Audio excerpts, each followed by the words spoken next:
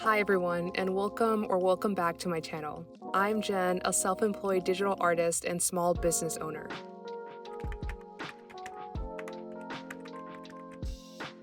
It started back in October of 2021 when I decided to post every day to Instagram for an entire year. At that time, I almost exclusively posted static posts to grow my account and to just share my art with others online. Since then, I've started to also create video content to post, and I've gotten to learn and develop a routine for making this type of content. And since many of you have asked me about it, today I'd like to get into what my process for creating and editing videos as an artist looks like. So let's just get right into it.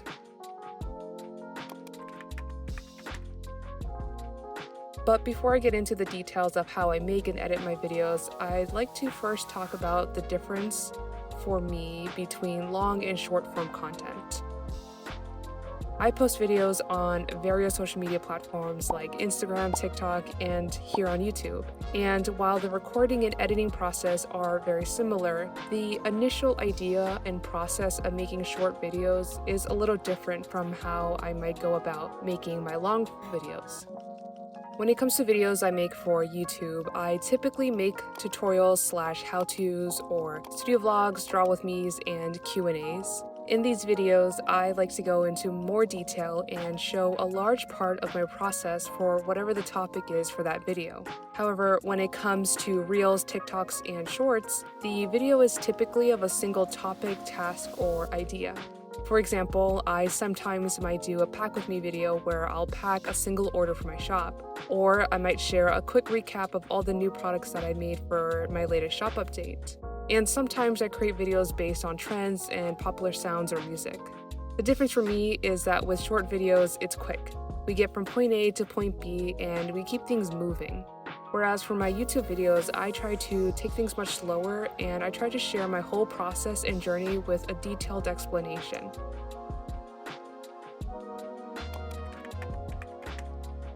If you've been watching my videos for some time now, you probably already know that I'm always planning things out as often and as thoroughly as possible. It's just the way I am, and it helps keep me to stay motivated, organized, and it helps me keep my ideas rolling. So when it comes to planning out my videos, I always start with the idea first. I ask myself, what is the topic of this video? My YouTube videos range from topics like tutorials to studio vlogs and many things in between. And some of these ideas require more upfront planning than others. Typically, my studio vlogs and draw with me or Q&As are the easiest to put together. But for my tutorials and how-to videos, I will always start with planning out what I'm going to say by writing a script first. When I write my scripts, I begin with putting together an outline with the main subjects, and then write a quick bullet or two of things that I like to mention within those topics. I do this usually in my Notion content planner or in my notebook, and it's just a quick way for me to get my main thoughts out onto paper or on the screen. From here, then I like to write my script in a Word document. I used to do it in Notion, but I found myself getting quite distracted with rearranging things, but using a Word document helps me stay very focused.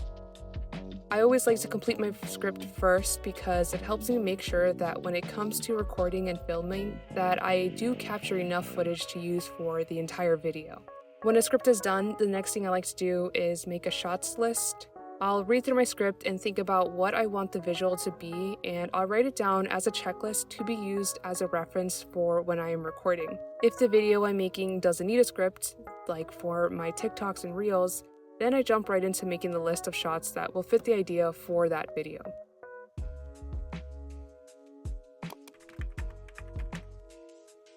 Right now, I like to keep things simple and easy, and so to record all of my videos for YouTube, Instagram, and TikTok, I use my iPhone 14 Pro. I usually like to record in 4K at 24 frames per second, and I often record in cinematic mode. I just like how you can get that blurry background look, and to me it makes my shots more interesting. I also like to use a tripod so that I can set up my phone and easily record what I'm doing without having any distracting shaking of the camera. The one I use is from Amazon, and I really like this one because it's very durable and stable, but it also can be used in various ways. I have used this tripod at various angles and heights, and it can be set up for overhead shots, which is something that I found very useful for my Draw With Me videos or for any videos where I like to get a top-down shot for. For my voiceovers, I also use my phone and I record my audio with the Voice Memos app. It's the easiest thing to use and it's free, and I'll usually sit inside my closet to avoid picking up any extra sounds or extra noises, and I'll also use a pop filter so that my phone does not pick up any of the popping sounds from when I'm talking. To me, using this and this setup just makes it sound better and it's less distracting for you as you listen and watch my videos.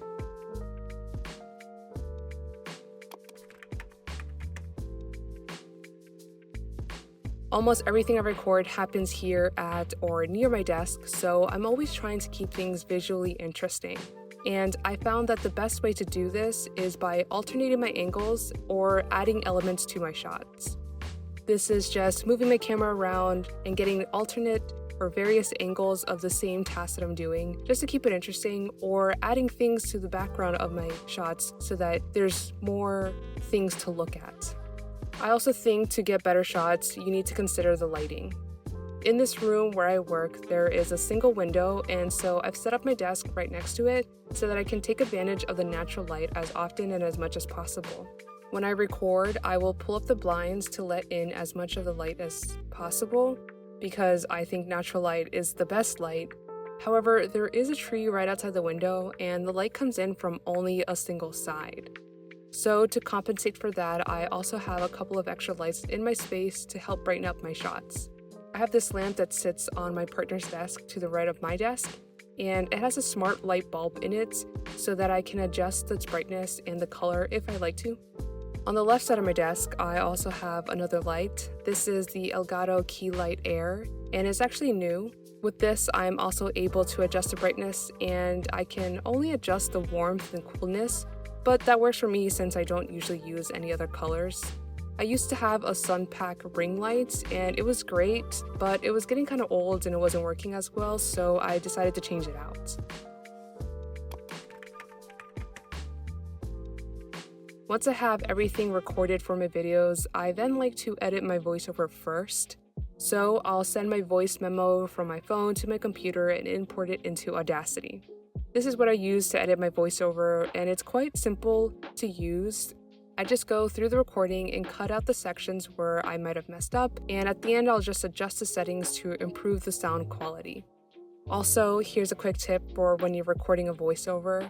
Use a dog clicker whenever you mess up so that when you're editing your voiceover, you can easily find your mistakes and delete them without having to listen to the whole recording. In Audacity, you'll be able to see these big spikes, and that tells me that I made a mistake there, and that is the sound of the dog clicker, and so I can just take it out very quickly. For video editing, I now use Final Cut Pro. When I was first starting out making my videos, I was actually using iMovie to edit everything because it was free to use on my MacBook and it's super easy to learn. And so I do recommend iMovie for anyone starting out to learn the basics and get used to editing videos. However, over time for me, I started to feel limited with its capabilities and features, so I decided to invest in upgrade to Final Cut Pro. I find Final Cut Pro to not be as intuitive as iMovie, but there are plenty of tutorials and guides online to help you with whatever you might need.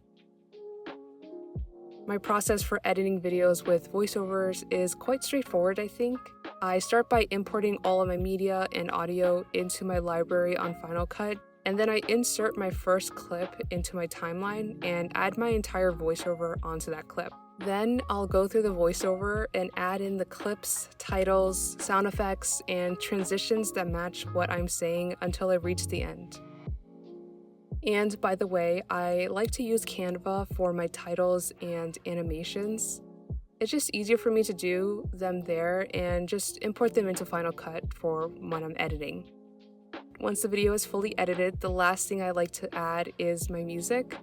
I use Epidemic Sound, and I will go through their site and pick out 3 to 4 songs to use in my videos. I usually pick new songs with every video because I don't want it to get too repetitive, and I also don't like to repeat the same song within the same video. This is just a personal preference, and it's just what I like to do. You don't have to follow this, but it's up to you to decide what you like. And as for my videos with no voiceovers or for my short form videos, I will drop in all my clips in the order that I want them to appear for the video, and then I'll shorten them down to whatever sound or music that I'm using. From start to finish, the process of creating video content may seem like a lot, and in some cases it can be. But for me, I found a lot of enjoyment in video making. Making and putting together videos has become a new way for me to express some of my creativity, and I would love to keep learning and to develop my style within this realm. I hope that you may have found this video helpful or interesting, and if you did, please consider leaving me a like. And if you would like to see more content like this, feel free to subscribe. I hope that you have an amazing week ahead of you, and thank you so much for watching and making it to the end. I truly appreciate you, and I'll look forward to seeing you next week. Bye!